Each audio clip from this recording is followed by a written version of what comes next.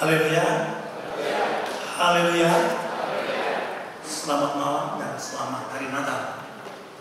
Walaupun belum tanggal 25, tapi kita dalam event Natal. Dan harapan saya bahwa damai Natal kita alami malam hari ini.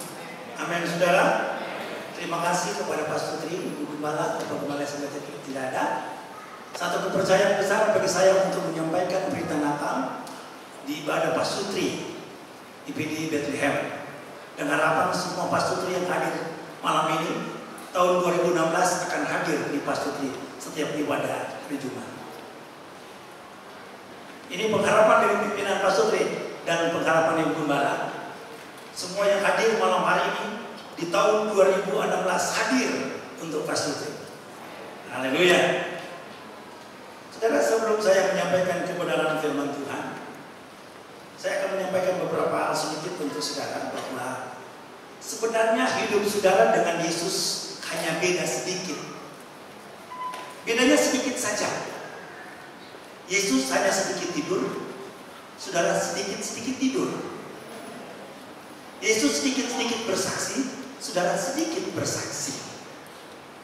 Yesus sedikit-sedikit memberi, saudara sedikit memberi. Yesus makan sedikit, saudara sedikit-sedikit makan. Yesus sedikit marah, saudara sedikit-sedikit marah. Jadi beda kita dengan Yesus hanya sedikit. Maka khotbahnya, bagi Tuhan tidak ada yang mustahil.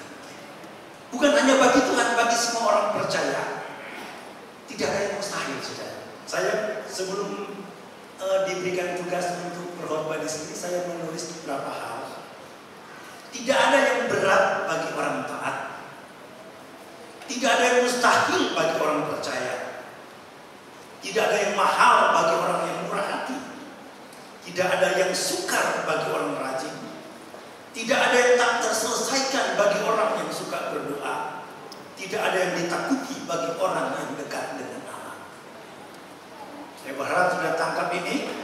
Ini menjadi bekal bagi saya dan saudara di tahun 2016. Saudara, ayat tadi coba dibuatkan slide-nya saudara, dalam Lukas 1 ayat yang ke-37. Sebab bagi Allah tidak ada yang mustahil. Saudara, ada kata penyebab di sini, yaitu sebab.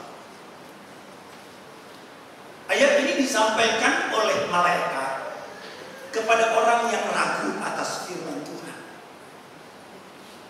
Perhatikan baik-baik saudara.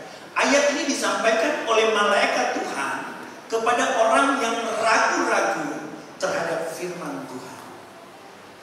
Waktu malaikat berkata kepada Maria, dari kandunganmu akan lahir Yesus. Tanpa ada reproduksi dari janin. Tidak ada reproduksi di sana. Ini penjelmaan. Allah menjelma. Ini malaikat menyampaikan kepada wanita kudus. Wanita yang tidak cacat. Perhatikan baik-baik saudara. Disampaikan kepada wanita yang kudus, wanita yang tidak ada cacat di mata Tuhan. Sehingga Tuhan mau berinkarnasi melalui kandungannya. Tetapi aneh, waktu malaikat sampaikan firman, Maria bilang apa? Mungkinkah itu terjadi?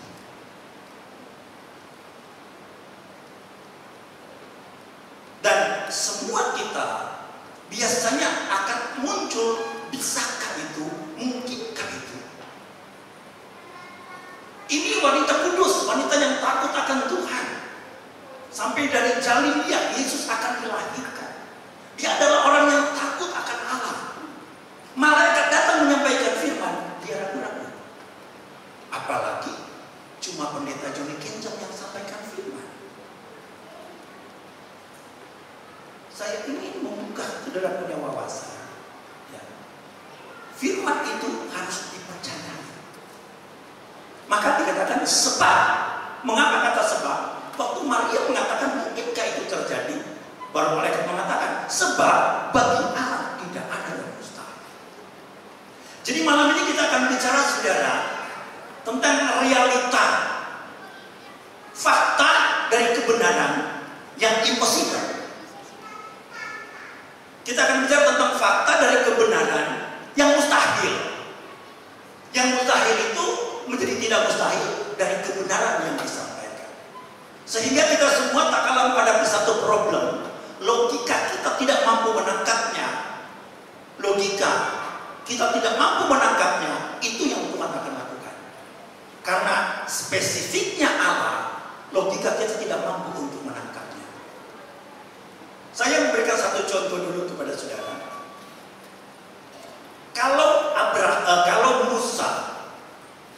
Kalau Musa menghitung dengan kalkulasi, biar berapa pembiayaannya untuk keluar dari Mesir sampai ke tanah perjanjian, dia harus menyiapkan gandum 1,5 juta kilo per hari. Dari kurang lebih 2.100.000 orang. Dia harus mengeluarkan 12 juta galon air per hari. Dia harus menyiapkan kayu bakar 300 juta kubik per hari untuk melayani 2.100.000 orang di perjalanan padang gurun. Tetapi Musa tidak berkalkulasi. Musa percaya bahwa dia disuruh bawa umat Allah, maka dia jalan. Masalahnya adalah masalahnya Tuhan, bukan masalahnya Musa. Nah, ayat ini saudara disampaikan kepada orang yang kurang percaya. Saya meyakini tak kalah masalah itu dari 1 hari, 2 hari, 3 hari, 4 hari, dari masalah tetap masalah. 5 hari dia berubah itu masalah jadi ujian. Hari pertama itu masih masalah, hari kedua masih masalah, hari ketiga masih masalah, hari keempat itu masalah, dia berubah menjadi ujian. Nah, di situ iman kita akan diuji. Jadi malam ini saya hanya ingin membuktikan tentang kebenaran yang disampaikan bahwa bagi Allah tidak ada yang mustahil. Kita mulai saudara dari Markus pasal yang ke-6. Injil Markus pasal yang ke-6 ayat yang ke-42 dan ayat yang ke-43, dan saudara sudah tahu semuanya ini. Markus pasal 6 ayat 42 dan 43 berkata begini. Dan mereka semuanya makan sampai kenyang. Kemudian orang mengumpulkan potongan-potongan roti 12 bakul penuh, selain daripada sisa-sisa ikan. Yang ikut makan roti ada 5.000 orang laki-laki.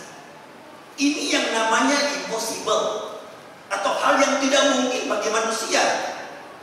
Coba saudara membayangkan 5 roti, 2 ikan dikasih makan 15.000 orang. Ini kan logika kita kan nggak bisa terima, saudara. Tidak ada logika yang mampu menerima ini. Saya punya teman penginjil dari Malaysia. Kita ketemu di Manado, saudara. Kita mampir di rumah makan di Kawakuan. Dan punya gembala tahu. Pak Paul di sana besar, saudara. Besar. Saya makan 1 kenyang ya. Sudah tahu dia makan 5. Saya bilang sama dia, namanya Moses. Moses, usus kamu berapa panjang? Yang saya tahu usus itu manusia kemungkinan 3 meter 60 atau 3 meter 80. Dia makan 5, itu Pak Paul, saudara. Minum kopi 2 cangkir. Saya bilang luar biasa ini. Pergi ke kampung saya, saudara. Kampung saya, saudara. Makanlah kita. Makan saya pesan 3 ekor ikan, setengah kilo. Dia 2, saya 1. Ya, dia 2, saya 1. Cukuplah untuk saya 1. Saya pikir dia ke toilet, saudara. Memang dia ke toilet dulu. Ternyata dia pesan lagi 3. Jadi dia makan 5 ekor ikan. Cuma dia sendiri. Saya bercanda dengan dia. Moses, kalau you bersama-sama dengan Yesus pada waktu itu cuma you makan 5 roti 2 ikan cuma you sendiri. Dia ketawa, saudara. Jadi saya ingin berbicara kepada saudara. Tuhan mampu merubah yang minus itu menjadi surplus.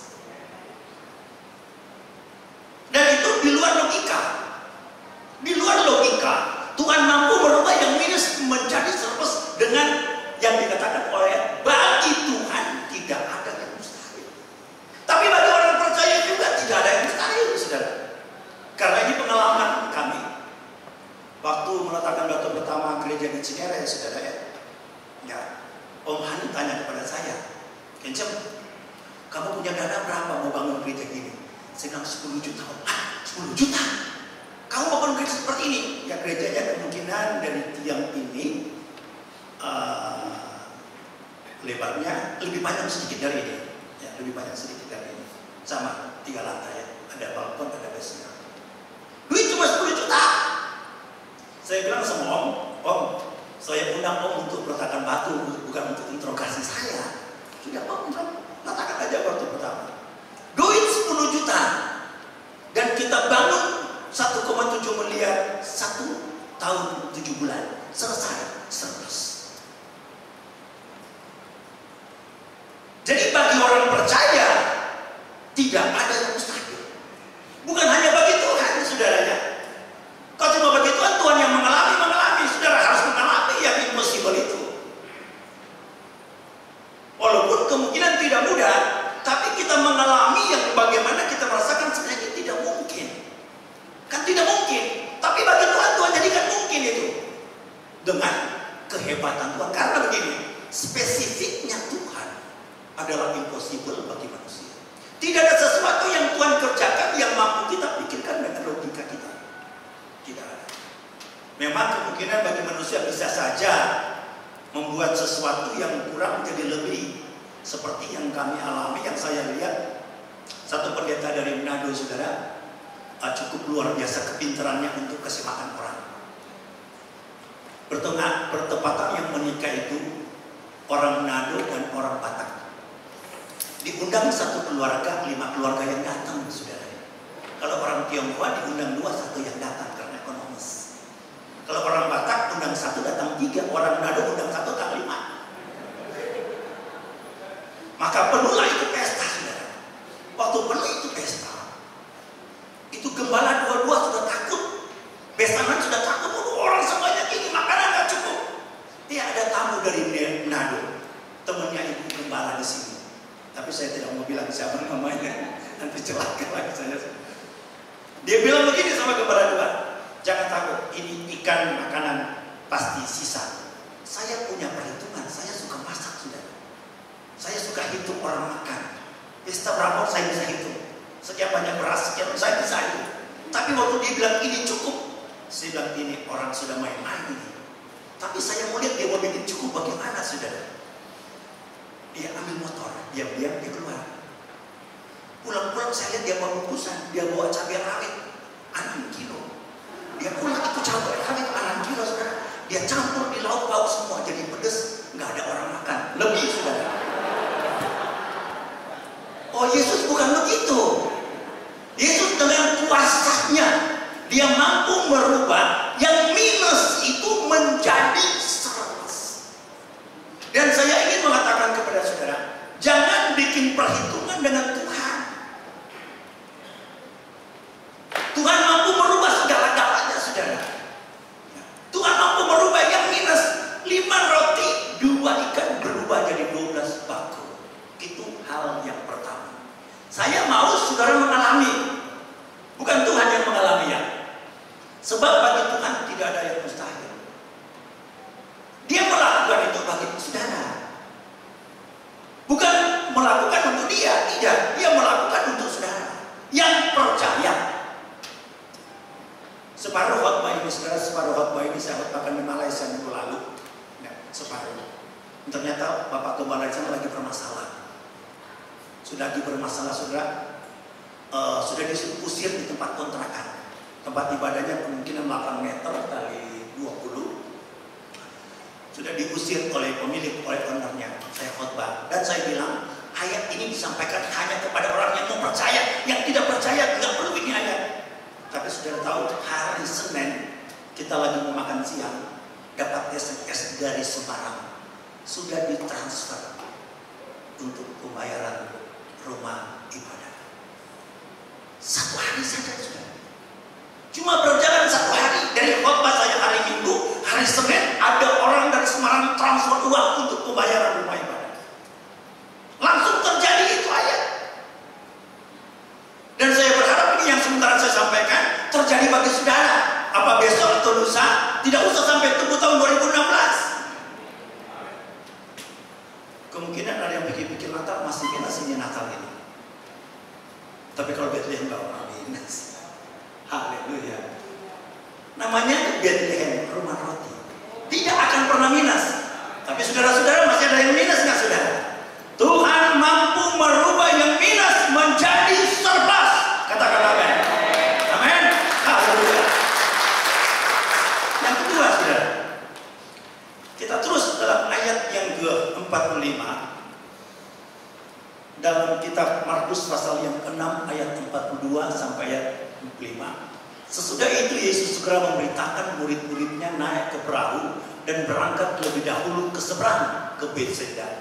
Sementara itu ia menyuruh orang banyak pulang, diteruskan. Setelah ia berpisah dari mereka, ia pergi ke bukit untuk berdoa. Ketika hari sudah malam, perahu itu sudah di tengah danau, sedang Yesus tinggal sendirian di dalam. Ketika ia melihat betapa payahnya mereka mendayung karena angin sakal, maka kira-kira jam 3 malam ia datang kepada mereka, berjalan di atas air dan ia hendak melewati mereka. Ketika mereka melihat ia berjalan atas air, mereka mengira bahwa ia adalah hantu. Lalu mereka berteriak-teriak terus, sebab mereka semua melihat dia. Dan mereka pun sangat terkejut. Tapi segera ia berkata kepada mereka, tenanglah, aku ini, jangan takut. Lalu ia naik ke perahu mendapatkan mereka, dan angin pun reda. Mereka sangat tercengang dan bingung. Saudara, badai menghantam perjalanan murid-murid. Natal berarti kehadiran Yesus dengan mujizatnya, dengan yang dikatakan tidak ada perkara yang mustahil. Waktu Yesus naik ke atas perahu, badai itu berhenti.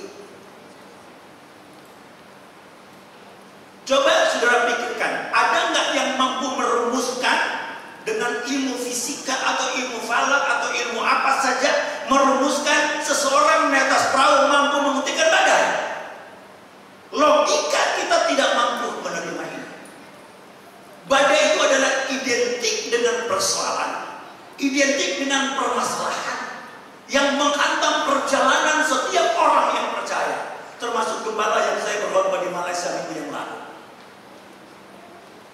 Ternyata gembala itu bermasalah, bukan bermasalah diri, tapi tempat kontrakan mereka itu sudah mau diambil, tempat ibadah mereka mau lari kemana. Tapi Tuhan langsung membuktikan kuasanya. Masalah diredahkan. Saudara, di panjang tahun 2015 saya meyakini kita semua menghadapi masalah dan persoalan. Tapi kalau kita dari sini bertahan, kita menang. Tetapi kalau masih ada yang lagi menghadapi badai, izinkan Yesus ada dalam berita Natal malam hari ini, dan dia datang untuk menghentikan semua masalah, semua persoalan, semua badai yang menimpa rumah tangga, anak usaha akan dihentikan apabila Yesus datang di sana. Dan itu yang dikatakan tidak ada perkara yang mustahil. Saya sudah bersaksi kepada Pak Sutri di sini, saudara, kemungkinan sudah berapa kali saya saksikan. Tapi yang saya bersaksi kadang-kadang hanya sebanyak ini, yang mungkin tidak banyak. Jadi saya saksikan lagi, saudara. Satu saat saya kurang lebih jam 2 siang didatangi oleh satu majelis gereja GPIB di Cinere. Dia datang jam 2 siang dan dia katakan, "Berjon, doakan saya, tolong saya." Saya bilang, "Kenapa, Om?" "Tante lari." "Wih, tante lari? Dari jam berapa dia lari?" "Dari tadi jam 10." "Kenapa tante lari?" "Ya, kita sudah 2 minggu, 3 minggu ini ribut bertengkar. Dan tadi pagi kita bertengkar, memang puncaknya saya ambil saya punya keris AC dan saya takut-takutin dia. Terus dia lari. Oh, saya bilang, puji Tuhan, haleluya. Orang DPD kalau dengan puji Tuhan haleluya kan kaget, saudara. Saya di pastori ya, puji Tuhan haleluya. Dia bilang, "Kenapa Pak Pendeta bersyukur?" Saudara, "Ya, saya bersyukur tante lari." "Oh, pendeta bersyukur tante lari?" Saya bilang, "Kalau tante lari mati." Mati, saudara. Karena begini, itu kejadian Andi Watu tusuk istrinya di bypass. Saudara ingat ya, restoran Andi Watu yang di bypass sini. bypass ini ya, bypass mati kan. Itu baru 2 minggu. Baru 2 minggu kejadian. Baru 2 minggu kejadian, ini ada waktu berkelahi dengan istrinya di restoran, dia tusuk pakai pisau di restoran, mati istrinya. Maka saya bilang, Om baru ingat kan? Itu ada waktu tusuk istrinya dengan pisau dapur. Dia cuma mau takutin itu, tapi akhirnya dia tusuk mati. Jadi saya bersyukur tanggal lari. Tapi dia bilang, mari dulu doakan saya. Saya doakan dia. Habis doa, dia bilang, tolong temani saya cari. Ya, mau cari di Jakarta. Betul, sudah kita cari dari Priuk sini. Dari Priuk kita cari sampai tengah malam. Sampai jam 2 subuh. Jam 2 subuh sudah malam. Dia bilang, tinggal 1 rumah lagi. Di mana? Di Pondok Indah. Rumah orang Jerman. Kita pergi jam 2 subuh. Ketok pagar. Baru 3 kali ketok pagar, keluar pembantunya. Waktu keluar pembantunya, dia katakan, Mbak, ada mami. Rupanya dekat sekali. Itu pembantu rumah tangga katakan, ya mami ada di lantai 3 sama Tuan, sama orang Jerman. Hanya masuk, kita masuk, disuruh masuk, lari-lari ke atas itu pembantu. Itu ibu berkenan kedua, ibunya dari Manado, bapaknya dari Manado. Waktu dia lihat dari lantai 3, dia langsung, oh itu laki-laki kurang ajar, dia ada pada di bawah. Itu berarti ada di bawah.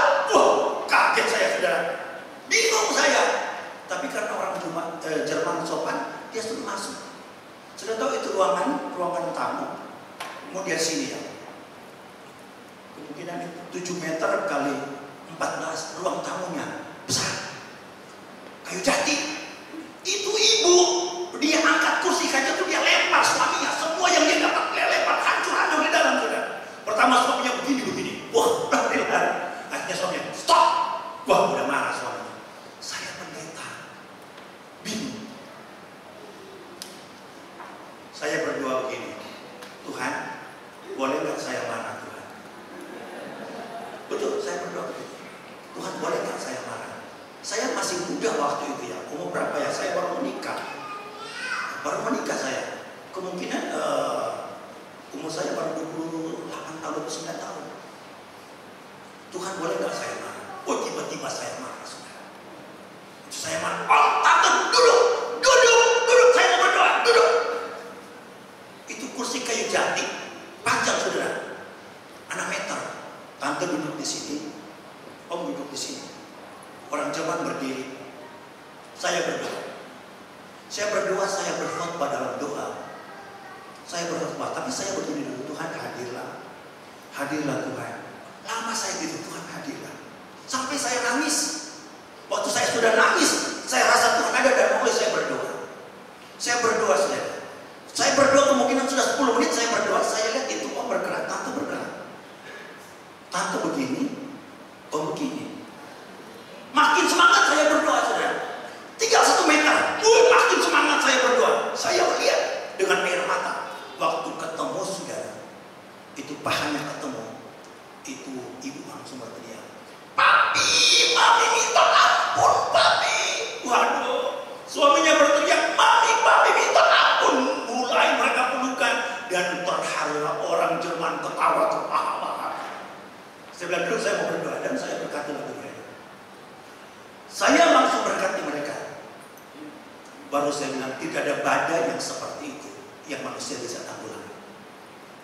Sudah bayangkan kursi sampai 5 atau anak itu diangkat sama ibu lempar suaminya. Vas bunga semua dilempar. Mau jadi apa saya padanya? Tapi bagi Tuhan, bagi orang percaya, tidak ada perkara yang mustahil. Badai sebesar apapun kalau Yesus ada, badai sebesar apapun kalau Yesus ada, badai itu pasti berhenti. Markus pasal yang ke-6.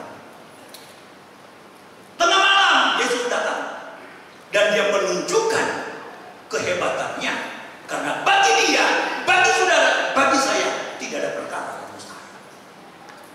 Amin saudara. Kemungkinan dari yang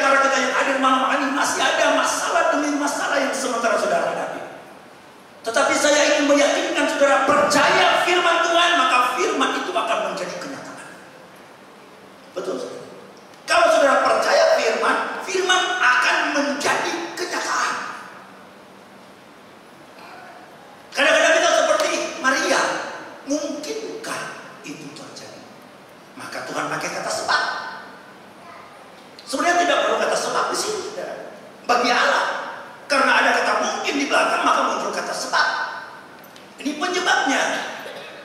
Hal yang ketiga,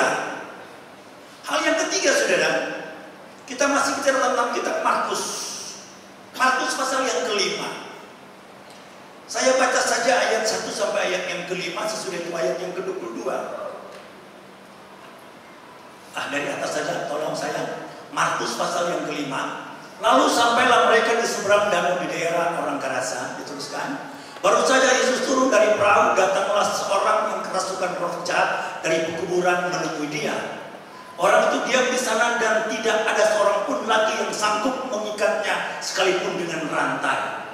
Karena sudah sering ia dibelenggu dan dirantai, tetapi rantainya diputuskannya dan belenggunya dimusnahkannya, sehingga tidak ada seorang pun yang cukup kuat untuk menjinakkannya. Ayat 22.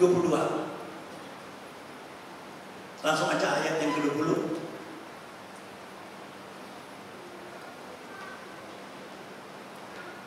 Orang itu pun pergilah dan mulai memberitakan di daerah Dekapolis segala yang telah diperbuat oleh Yesus atas dirinya, dan mereka semua menjadi heran.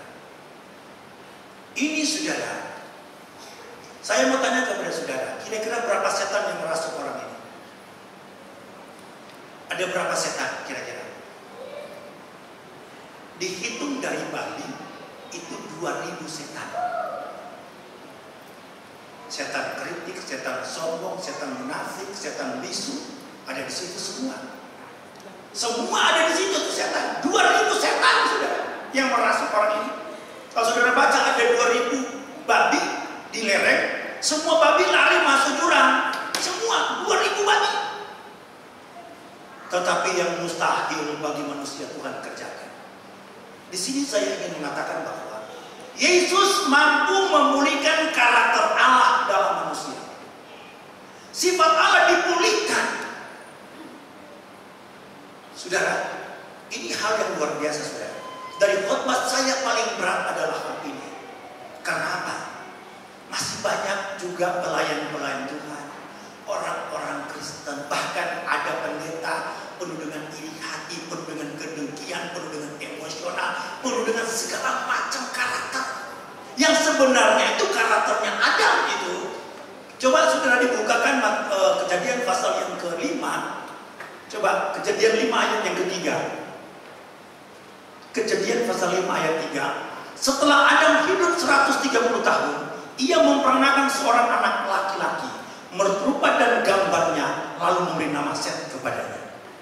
Kalau saudara buka dalam Kejadian pasal 1, Allah menjadikan manusia sama dengan gambar Allah, sama dengan karakter Allah, sama dengan tabiat Allah. Waktu Adam jatuh ke dalam dosa, dia mewariskan karakternya dia.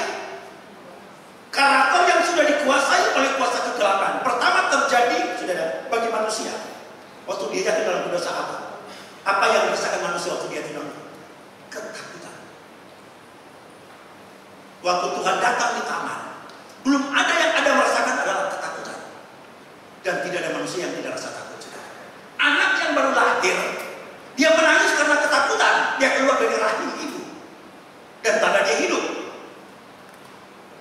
Pertama kali yang terjadi bagi manusia waktu dia sadar dia jatuh ke dalam dosa, waktu Tuhan turun di Taman Eden, adalah ketakutan. Dan dikatakan semua masih kadang-kadang muncul sifatnya Adam. Maka Yesus harus datang. Yesus harus datang mengembalikan karakter Allah, sifat Allah dan tabiat Allah. Saudara berdoa supaya sifat Allah dan tabiat Allah masuk ke badan kita. Tidak ada lagi yang iri hati, tidak ada lagi yang cemburu, tidak ada lagi yang dengki, tidak ada lagi yang bohong, tidak ada lagi yang nipu, tidak ada lagi yang marah-marah tanpa sebab. Amin. Amin. Dan ini cuma Tuhan yang bisa kerjakan. Cuma Tuhan. Tidak ada seseorang yang mampu mengubah orang lain. Tidak. Kemungkinan kalau sudah tahu masa lalu saya anak drop out dan preman di kampung. Rambut saya panjang. Panjang, saudara. Kalau kemungkinan waktu saya masih panjang rambut ketemu dengan istri saya, calon istri saya, dia kabur, saudara. Tapi dia ketemu saya sudah pendeta, jadi sudah bagus. sudah kepala seperti ini waktu dia ketemu saya. Kalau waktu dia ketemu waktu masih begini, saudara. Saya suka banyak bilang, saya hobi pencinta ya, Kopingho, pencinta buku silat. Sampai ada satu pendekar yang saya hafal, dia punya julukan Tah Pian Pian Ju Hebu Tek Ju Kim Bian Hut Biau Jin Hong. Ada penggemar sama-sama dengan saya di buku silat, penggemar buku silat. Saya tulis di belakang. Saya nggak jago waktu itu. Tapi saudara tahu, waktu kami pindah tempat tinggal, lewat di gereja yang biliknya, gereja bilik dari Bandung, saya bawa kupon loto yang diganti dengan Porkas itu. Porkas, sudah tahu Porkas? Perkumpulan Orang Kristen Anti Sorga. Tuh, coba. Perkumpulan Orang Kristen Anti Sorga. Saya itu agen, bukan pengecer, agen. Sonder, saudara. Tahun 73 orang pasang tuh 20 juta. Pasang loto. 73 orang pasang 20 juta. Berapa itu kalau sekarang? Coba bayangkan saja. Waktu mematikan cek kayak orang pasang loto itu tahun 73, 20 juta. Kita dikasih 20% untuk jadi agen. Pengecer dikasih 6%. Lewat gereja bilik. Saya nonton, saya kan kaget kok ada tung-tung di dalam. Ribet banget tuh gereja. Saya masuk, rambut panjang. Nyanyi itu pemuda, 12 orang. Tarikku kembali juru selamat, bawaku ke jalan kasih-Mu. Ku tak layak, oh Tuhan, tapi dengar dan jawab. Tarikku. Saya udah lupa, tapi saya nangis di depan pintu. Orang gondrong berkelahi terus di bioskop, nangis. Ini sudah lihat tangan saya 3 ini bekas golok, saudara. Di bioskop golok, orang bacot saya tahan pakai tangan. Tapi waktu dengan lagu Tarikku Kembali, bajingan, nangis. Orang terpotong tangan, nggak nangis. Tangan sudah tergantung itu jadi, nggak nangis. Tapi waktu pemudi nyanyi, nangis. Bawa uang banyak sudah, karena orang setoran. Mau makan malam nggak bisa makan. Beli bir, saya masih ingat saya beli bir 5 botol. Semua 5 botol saya minum, saudara. Karena gelisah, malam-malam saya lihat ada ayat di tangan. Baru malam itu saya baca firman. Dan mulai hari itu saya rindu lewat gereja. Masuk gereja itu, masuk gereja itu. Satu waktu sudah kebaktian komunitas cuma saya laki-laki. Saling rindunya dengan firman, saudara. Semua komunitas cuma saya laki-laki. Tapi nggak apa-apa kan rambut panjang. Dan sedikit demi sedikit Tuhan ubah karakter saya. Dari manusia keras, Tuhan ubah. Sampai hari ini sudah sukar orang susahkan saya. Tidak bisa lagi orang sakiti saya. Nggak bakal sakit saya. Tidak bakal sakit. Jemaat mau bikin sakit, siapapun mau bikin sakit, saya tak bakal sakit. Asal jangan istri saya bikin sakit, bakal sakit saya. Saya udah bilang, cuma keluarga saya yang bisa bikin sakit saya. Kalau orang lain, pengerja-pengerja, nggak bisa bikin mati sakit. Nggak bakal sakit. Begitu saya baru kabur, biar dia kabur, nggak sakit saya. Saya nggak bakal tersakiti, saudara. Masih ada dulu gaya-gaya hidup, saudara, ya, tidak mau kalah. Satu waktu saya lagi bawa mobil dengan kakak saya juga gembala di tol. Kita lari kemudian 80-90 km lewat ekstra. Waktu dia lewat satu jeda, kakak saya bilang, kejar. Tuhan bilang, doakan dia lagi buru-buru. Maka saya pinggir. Dan saya berdoa, Tuhan jaga itu orang, Tuhan. Dia lagi buru-buru, Tuhan. Dan bahkan dia dengan selamat, pekerjaan bisa diselesaikan. Nangis kata saya. Dan saya baru kali itu Tuhan bilang begitu. Maksudnya, ternyata Tuhan sudah rubah saya. Kalau dulu, saudara, jangan misalnya begitu, saudara. Kita kejar, saudara. Saudara, Adam melahirkan seorang anak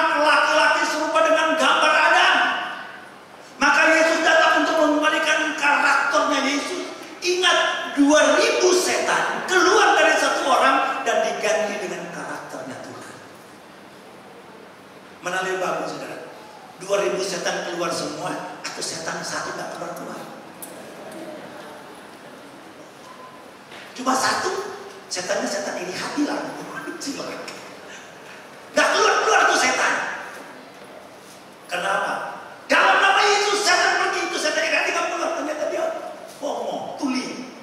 Maka ditarik di kuping bawa keluar dia. Maka itu setan keluar semua. Sehingga di sini tidak ada lagi yang iri hati. Tidak ada lagi yang dengki-dengki. Ini cuma Tuhan yang bisa kerjakan. Menghilangkan karakter dalam manusia. Tapi karena saudara sudah percaya, saudara juga ada Yesus, maka Yesus akan menghilangkan karakter itu. Maka ibu gembala akan sembuh terus, ya, karena jemaat kan nangis. Haleluya. Itu poin yang ketiga ya. Yang pertama, Tuhan merubah yang minus menjadi surplus. Yang kedua, yang badai Tuhan hentikan. Yang ketiga, Tuhan ingin kembalikan karakternya. Belajarlah kepadaku karena aku lembut dan rendah hati. Belajar kepada Yesus. Ini menurut saya saudara, mujizat yang paling luar biasa apabila karakter kita berubah. Perlu menghilangkan karakter saya saudara. Sudah gembala, ya sudah gembala, sudah menikah dengan istri saya. Saya pernah marah di Pulau Gadung. Di Pulau Gadung, sudah tahu terminal yang paling menakutkan di Jakarta kan Pulau Gadung. Saya mau pergi dengan istri saya pulang di Semarang, kita dikerjain. Saya marah kasih, dan marahnya meledak seperti orang tidak takut Tuhan. Perkataan saya kasar sekali saudara. Dan memang kemungkinan ada penyakit yang waktu itu belum hilang di sana saudara. Kalau saya marah itu manusia kelihatan seperti lidi kecil. Dan kalau saya pegang itu manusia keangkat. Itu masih jadi waktu pendeta di Makau jatuh di bak baptisan Cinere saudara. Dia taruh di Makau, berat badannya itu 90 kilo. Waktu dia jatuh ternyata patah. Saya masih angkat satu tangan, tolong ambil. Masih itu kekuatan itu masih ada. Tapi saya tahu itu kekuatan bukan saya punya itu. Itu menakutkan bagi saya. Di luar istilahnya ada. Kalau udah tegang sekali itu kekuatannya menakutkan saudara. Di sekolah kita mau berkelahi antara orang Toraja dan orang Manado. Wah, bertepatan sama banyak 29-30 saudara. Udah mau berkelahi kita di Makassar saudara, di Mali mau berkelahi. Mereka panggil saya di asrama. John sudah mau berkelahi, sudah mau berkelahi. Sudah jangan berkelahi, nah sekolah kita berkelahi. Yang mereka udah begini, saya keluar saudara. Saya lihat itu kayu seperti ini. Saya putar. Melihat itu kayu. Patah di tengah. Saya bilang sama mereka, kamu mau lawan, kamu lihat di kayu. Nggak hilang, sampai udah gembala nggak hilang. Tapi sekarang sudah hilang. Kemungkinan sudah ada 15 tahun dia hilang. Udah nggak pernah muncul itu tenaga. 15 tahun lalu udah hilang begitu. Kalau saya lihat orang kalau sudah marah itu orang jadi kecil. Rasanya mau pegang buah bisa. Tapi Tuhan sudah ganti dengan karakternya Tuhan. Haleluya saudara. Walaupun belum sempurna, menuju kesempurnaan. Amin saudara. Yesus datang dengan mujizatnya yang tidak mungkin dia ubah. Itu 2000 setan aja keluar, apalagi yang satu setan tadi saudara. Itu setan itu saudara. Itu kemungkinan indera keenam yang bisa jahat bisa baik. Itu kan kekuatan. Itu kekuatan yang kadang-kadang dulu jatuh lagi dobrak mobil, ada semen, ditahan itu mobil, nggak terus. Itu kekuatan bisa jadi baik, bisa buruk. Tapi lebih baik kita normal aja saudara ya. Amin saudara, normal-normal aja, masih bisa sakit gitu ya. Tapi kalau disakiti sekarang nggak disakiti saudara, nggak bisa. Tidak ada orang yang mampu menyakiti saya. Tidak ada.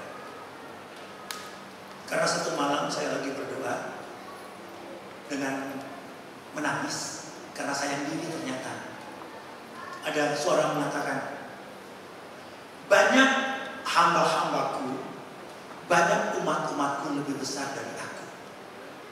Itu jam 2 subuh. Saya lepas gitar dan saya jalan. Sambil nangis saya saudara. Karena gereja yang baru diresmikan sudah mau dipulisi lain. Bayangin gereja yang polisi kan baru 2 bulan berdiri polisi lain oleh tindakan-tindakan oknum yang ingin mutasikan saya waktu itu. Saya tertekan sekali. Cuma satu yang saya doa, Tuhan, jangan yang mati dia bangkit, Tuhan. Tolong saya, jangan yang mati dia bangkit. Kalau yang mati yang bangkit bahaya. Itu kan setan kalau dia bangkit, Tuhan. Jadi saya bergumul untuk menahan jangan yang lama itu dia bangkit. Baru Tuhan bilang banyak yang besar 2 kali. Baru saya tanya ke Tuhan, Tuhan jawab begini. Saya itu diludahi, saya itu dicambuki, saya itu dikhianati, saya itu dijual, nggak apa-apa, saya nggak marah. Wih, dijelaskan lagi saudara. Saya dikhianati, saya dijual, saya diludahi, saya dipakai mahkota duri, saya kok nggak apa-apa. Saya tidak mengatakan kenapa begini, kenapa begitu. Saya tidak mengatakan begitu. Saya terima. Saudara, itu jam 3 subuh. Saya ambil gitar dan saya mulai nyanyi. Sejak saat itu saya tidak bisa disakiti lagi. Karena Yesus lebih dari. Yesus adalah barometer kita. Jadi kalau saudara disakiti, saudara makan di restoran, yang menyakiti saudara sakit hati. Kalau saudara disakitin orang dan saudara senang-senang aja, yang menyakitin saudara akan sakit hati. Kalau karakter Tuhan masuk di dalam kita, saudara, karakter Tuhan masuk di dalam kita, kita jadi manusia yang sangat merdeka. Merdeka. Merdeka. Kemungkinan makanan kita cuma segitu, tapi merdeka ini hidup. Tidak bisa melihat orang dan kita ada image yang tidak bagus. Semua jadi positif. Kemungkinan ada orang yang bikin salah di depan saudara. Saudara akan berpikir, oh kok dia bikin salah? Kenapa dia bikin salah? Saudara cari, oh mungkin karena dia terpeleset. Oh mungkin karena ada sesuatu. Tidak ada saudara akan berpikir tentang sesuatu yang disengaja. Tidak ada. Sudah punya pikiran baik saja. Yang keempat kita melihat saudara. Nah, kita lihat dalam Mika pasal yang kelima ini, saya ingin bicarakan saudara bagi saudara. Mika pasal yang kelima ayat 1. Tetapi engkau, hai Betlehem Efratah, hai yang terkecil dari antara kaum Yehuda, daripada akan bangkit bagiku seorang yang akan memerintah Israel, yang permulaannya sudah sejak purbakala, sejak dahulu kala. Perhatikan baik-baik ayat ini saudara. Hai engkau Betlehem Efratah, hai yang terkecil di antara kaum Yehuda. Ini Mika pasal 1. Matius pasal 2. Waktu Yesus lahir di sana, dia ubahkan statusnya Bethlehem. Dari desa yang kecil menjadi kota yang besar, kota siara. Dan sampai hari ini berjuta-juta manusia siara ke Bethlehem karena Yesus ada di sana mengadakan yang tidak mungkin menjadi mungkin. Dengan pengertian dia hadir membuat yang kecil itu menjadi besar. Yesus mampu merubah yang kecil menjadi besar. Tadi pagi saya telepon satu jemaat Cinere, saudara, saya ingin dia datang dengan saya. Cuma karena dia lagi mengurus banyak urusan, akhirnya dia tidak datang. Dia dengar saya bersaksi tentang dia. Ini tema satu ini, saudara, saya pernah khotbahkan 7 tahun lalu di Cinere. Yang Tuhan mengubah yang kecil menjadi besar, saya khotbahkan 7 tahun lalu. Terus habis saya khotbah 2 minggu kemudian dia datang ke saya. Om, saya mau berhenti kerja. Saya nggak mau berhenti kerja. Waktu itu kemungkinan dia umur 30. Ya 30 atau 31. Gajinya sudah 19 juta. Mau berhenti kerja, saya kaget saudara. Saudara mau usaha apa? Nanti om tahu aja. Seperti om khotbah 2 minggu lalu. Kalau Tuhan ada dengan usaha saya, dia akan merubah yang kecil menjadi besar. Tiba-tiba dia berhenti. Sudah kerja. Om, saya sudah berusaha. Usaha apa? Rental fotokopi. Kaget saya sudah rental fotokopi. Tapi sudah tahu, dari 7 tahun lalu sampai sekarang, fotokopinya 1.600 kali. 1.600 fotokopinya sekarang dikali 600.000 per 1 unit 1 bulan. Jadi kali aja saudara, 1 bulan ya, dia 1.600 unit. Jadi gajinya berapa? 1 tahun. 1 bulan. 1 unit 600.000 kali 1.600. 36 jadi 960 juta. 960 juta gajinya sekarang. Perpuluhannya rumah di sini ada, dia kasih rumah saya satu.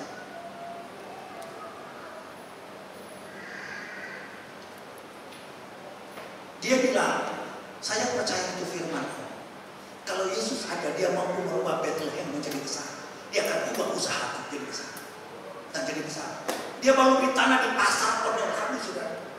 Beli tanah 1.500 meter di pasar. Dari rental fotokopi satu. Dalam kurun 7 tahun sudah mempunyai 1.600 fotokopi. Sudah punya mobil berapa untuk ngangkat-ngangkat.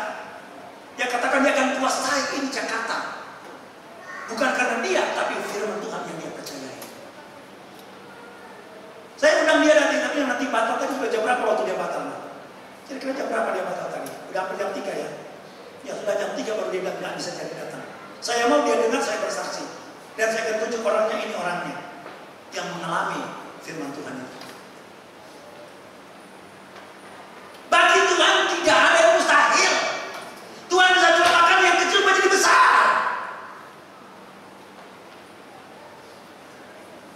Yang minus diubahkan Tuhan jadi surplus. Badai dihentikan oleh Tuhan. Apa yang sukar bagi Tuhan? Saya sudah katakan tadi, perbedaan kita dengan Yesus hanya sedikit. Bagi Tuhan tidak ada yang mustahil, bagi saudara juga tidak ada yang mustahil. Dan saya mau saudara mengalami itu, saudara. Saudara harus mengalami. Kalau saudara baca tadi Lukas pasal 1 sebelum ayat 37, Maria masih menjawab, mungkinkah itu terjadi? Kata Maria kepada malaikat itu, bagaimana hal itu mungkin terjadi? Karena aku belum bersuami. Baru muncul kata, sebab bagi Allah tidak ada yang mustahil. Kalau Maria mengatakan begini, silakan Tuhan. Itu ayat tidak muncul. Silakan, terjadilah apa yang Tuhan mau. Ini ayat tidak muncul. Tapi karena Maria ada keraguan terhadap firman, maka muncullah ayat tadi. Ini coba ini katakan ragu-ragu. Kata Maria kepada malaikat, bagaimana hal itu mungkin terjadi? Ini keraguan yang sangat dalam. Padahal orang kudus, orang suci, dipilih Allah. Kalau saya banding dengan saya dengan Maria masih terlalu jauh. Tapi saya percaya sekali firman. Saya sangat percaya firman. Tuhan mengaruniakan saya kepercayaan untuk firman. Haleluya saudara. Puji Tuhan. Kita terus saudara. 2 lagi yang kita akan bicarakan. Sekarang kita lihat dalam kitab Lukas pasal yang ke-5. Injil Lukas pasal yang ke-5. Ayat yang ke-14. Setelah selesai berbicara, ia berkata kepada Simon, bertolaklah ke tempat yang dalam dan tebarkanlah jalan untuk menangkap ikan. Teruskan. Simon menjawab, Guru, telah sepanjang malam kami bekerja keras dan kami tidak menangkap apa-apa. Tapi karena Engkau menyuruhnya, aku akan menebarkan jala juga. Dan setelah mereka melakukannya, mereka menangkap sejumlah besar ikan sehingga jala mereka mulai. Tuhan mampu merubah yang gagal menjadi sukses.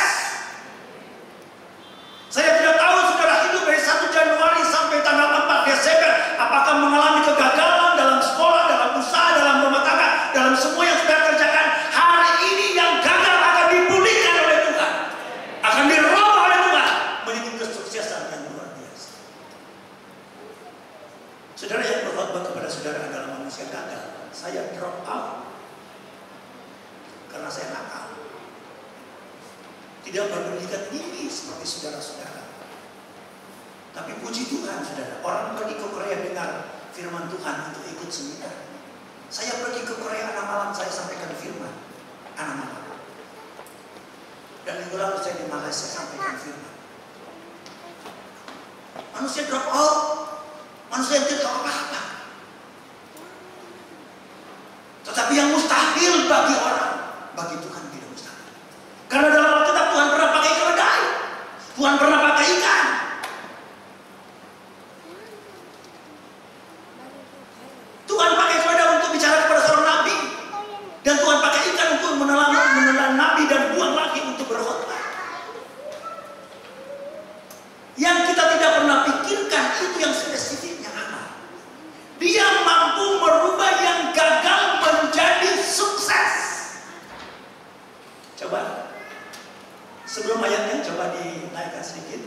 Simon menjawab, "Guru, telah sepanjang malam kami bekerja keras, kami tidak menangkap apa-apa." Ini pengertiannya apa? Gagal. Nihil. Tapi karena Engkau menyuruhnya, aku akan mengerjakan juga. Terjadilah yang impossible itu. Yang tidak mungkin itu terjadilah. Begitu besar ikan Tuhan bawa. Dan saya ingin menantang saudara dengan kebenaran ini. Kalau saudara dari tanggal 1 Januari 2015 sampai tanggal 4 Desember mengalami kegagalan dengan firman Allah, Natal itu merubah yang gagal menjadi sukses. Amin. Haleluya. Saya berkhotbah kepada orang-orang yang kemungkinan sudah kaya dengan firman Tuhan. Ya, apalagi kalau memang dari dulu sudah dengar firman Tuhan, tapi ada keprihatinan di dalam saya, saudara. Kenapa firman Allah itu tidak terjadi? Kenapa itu firman tidak terjadi? Kenapa? Saudara, sebenarnya semua janji Tuhan itu otomatis. Tidak usah dikejar, tidak usah dicari, itu otomatis. Tak kalah kita melakukan itu otomatis jadi, saudara. Otomatis. Tidak usah dikejar. Yang problemanya kita ini, saudara, problema yang sekarang ini, kita itu menguasai firman. Tidak ada satu firman yang menguasai kita. Ini problemanya. Kita sudah menguasai dari Kejadian sampai Wahyu. Khotbah aja kita sudah tahu mau lari kemana. Jadi itu ayat kita sudah kuasai. Izinkan satu ayat menguasai saudara. Kalau satu ayat menguasai saudara, katakanlah satu ayat, jangan takut. Kata jangan takut itu diakhiri bahwa orang yang berkata jangan takut, dia mau bertanggung jawab. Kalau saya katakan begini sama bro jangan takut, berarti saya mau bertanggung jawab. Malaikat katakan kepada gembala jangan takut, itu Tuhan yang bertanggung jawab. Seseorang yang mengatakan jangan takut, berarti orang itu akan bertanggung jawab. Kalau satu ayat aja itu yang menguasai saudara enggak bisa. Tapi kita yang menguasai ayat, maka kita atur itu ayat. Sampai sudah saya bercerita sama pastor itu di bawah, saudara. Ada jemaat yang dia menguasai ayat, saudara, tapi kelakuannya masih mabuk-mabuk. Setiap malam minggu dia mabuk, datang tidur di gereja lagi. Hari minggu kebaktian mabuk, tidur di gereja. Itu gembala bilang, anak rajin ke gereja, sudah hafal ayat, tidur di gereja. Dia bilang apa sama gembalanya? Pak Gembala, apakah saya salah tidur di rumah bapakku? Bingung itu gembala. Setiap minggu masih mabuk, kebaktian mabuk. Sudah lama saudara di gembala udah pusing, udah marah, dia panggil polisi. Pak polisi, tolong saya, ini cuma saya rajin tapi tiap malam minggu mabuk. Di mana? Ada di gereja. Tolong Pak polisi. Datang polisi dengan mobil. Waktu dia mau diangkat, dia bilang apa? Tibalah saatnya anak manusia diserahkan. Saling pintar firman Tuhan. Saya berharap saudara tidak pintar firman Tuhan, tapi saudara dikuasai oleh firman Tuhan, sehingga firman Tuhan bawa saudara kemana, itu berkat Tuhan. Amin. Ada yang minus tahun ini? Nggak ada yang berangkat tangan. Ada yang gagal tahun ini? Nggak ada yang berangkat tangan. Ada yang menghadapi badai tahun ini? Nggak ada yang berangkat tangan. Tapi Tuhan kan tahu. Haleluya. Yang terakhir dalam Injil Yohanes. Yohanes pasal 20. Semua yang saya sampaikan ini saudara, ini hal-hal yang mustahil. Yohanes 20 mulai ayat yang ke-19. Tolong. Ketika hari sudah malam pada hari pertama minggu itu, berkumpullah murid-murid Yesus di suatu tempat dengan pintu-pintu yang terkunci karena mereka takut kepada orang-orang Yahudi. Pada waktu itu datanglah Yesus dan berdiri di tengah-tengah mereka dan berkata, "Damai sejahtera bagi kamu." Teruskan. Dan sesudah berkata demikian, ia menunjukkan tangannya dan lambungnya kepada mereka. Murid-murid itu bersukacita ketika mereka melihat Tuhan. Saudara, Natal mampu berubah ketakutan menjadi sukacita. Dan itu hanya Tuhan yang bisa mengerjakan. Mereka mengunci diri di suatu tempat karena takut orang Yahudi. Muncullah yang katanya mustahil itu, yang impossible itu.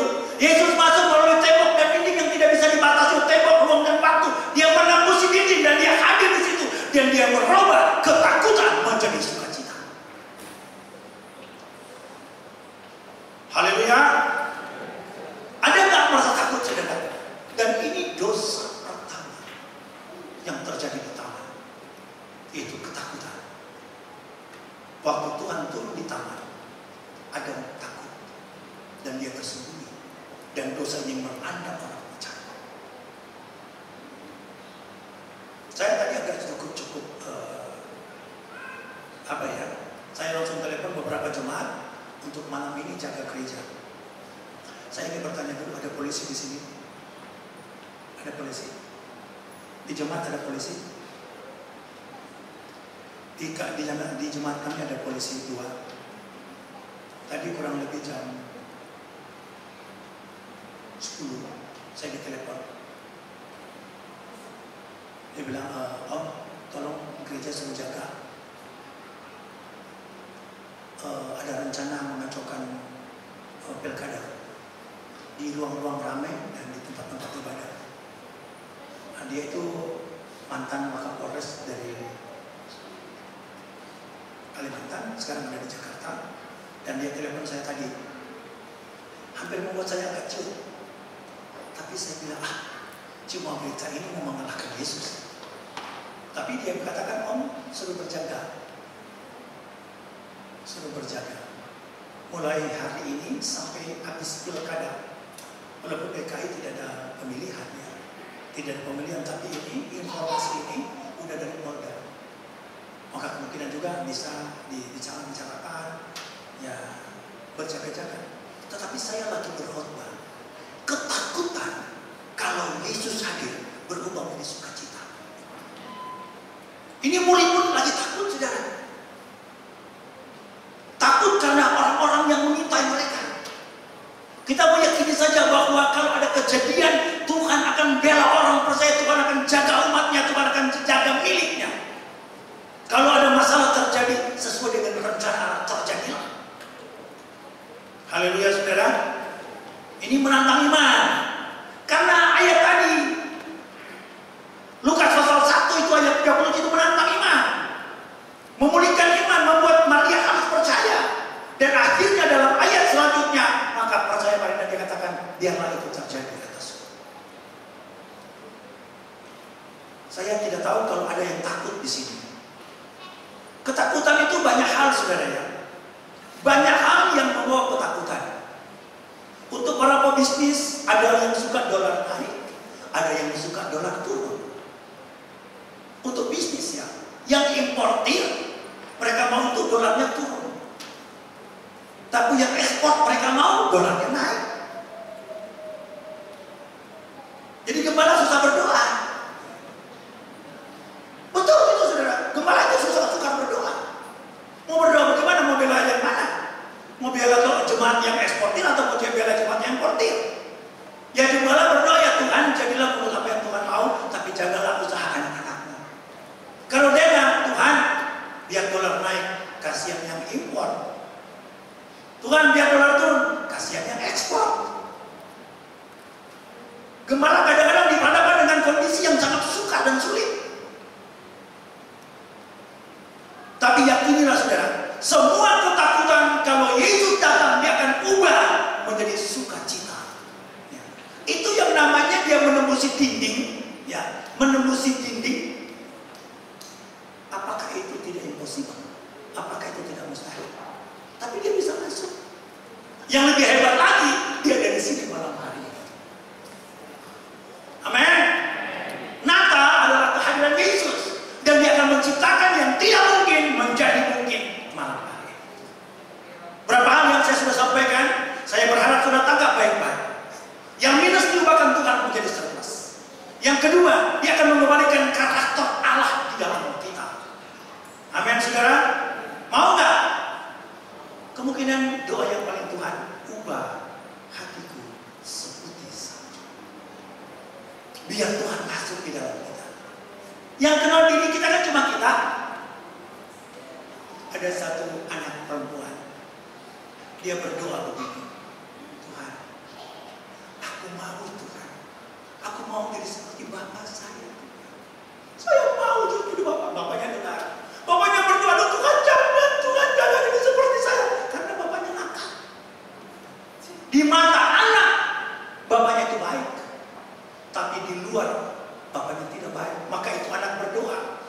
aku mau jadi seperti bapak saya Tuhan. Aku mau jadi seperti bapak saya Tuhan. Gitu bapaknya dengar-dengar. Bapaknya masuk kamar, Tuhan jangan Tuhan. Jangan jadikan dia seperti saya Tuhan. Tuhan jangan jadikan, ampuni saya Tuhan. Jangan jadikan dia seperti saya. Karena ternyata bapaknya itu nakal di luar. Cuma di depan mata saja anak dia baik.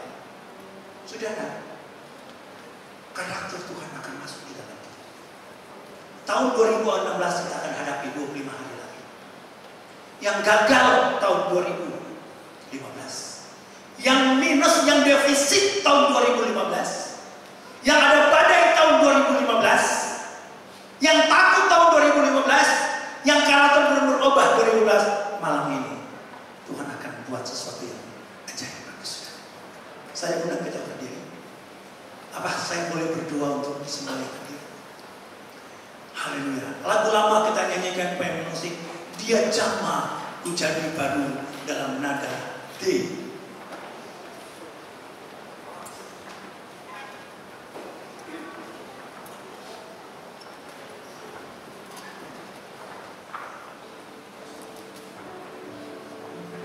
Dia jama segenap hidupku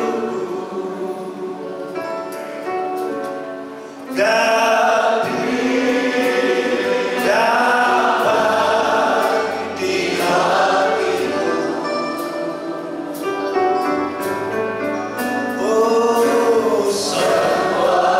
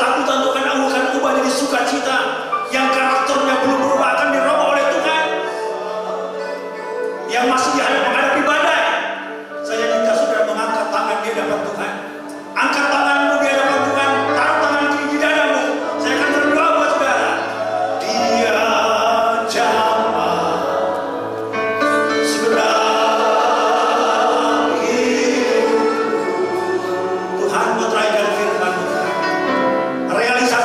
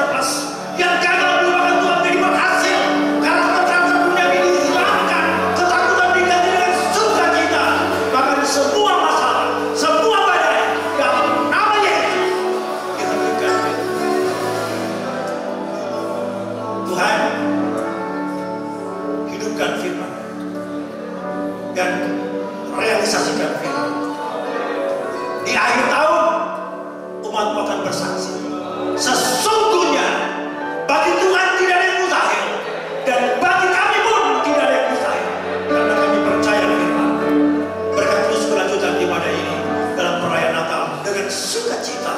Haleluya. Dalam nama Tuhan Yesus, kami sudah terima mujizat Tuhan. Haleluya. Amin.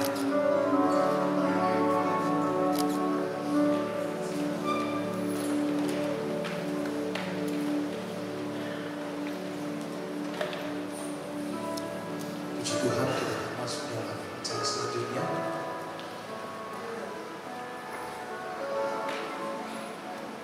Dan malam ini